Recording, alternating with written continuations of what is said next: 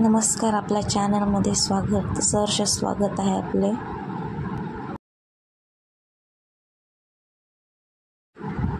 कढईमध्ये तेल टाकून घेऊ। सर्वप्रथम तेल टाकल्यानंतर त्यामध्ये कांदे, आपण कापलेले बारीक चिरलेले कांदे घालूया। त्याला व्यवस्थित लाल असे प्रकारे होईपर्यंत परतून घेऊ। मग त्यामध्ये चवीपुरतं मीठ घालू, मग हळद घालू, मग लाल तिखट घालू, त्यानंतर कांदा लसूण मसाला घालू, त्यानंतर घरकुल मसाला 1 रुपयाला भेटतो तो घालू। त्यानंतर व्यवस्थित परतून घेऊ। चांगल्या प्रकारे परतून घेतल्यानंतर त्यामध्ये आपण टोमॅटो घालू।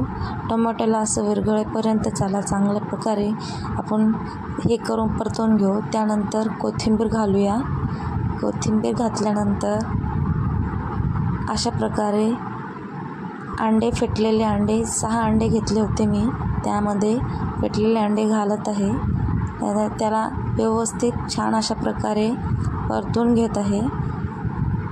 छान मस्तपैकी असे अंड्याला व्यवस्थित भाजून घेते कढईमध्ये आणि परत कोथिंबीर घालत आहे। छान असं मस्तपैकी अंडा भुर्जी बनवून तयार झाली आपली। मस्त भाकरीसोबत झणझणीत छान लागेल, एकदम मस्त।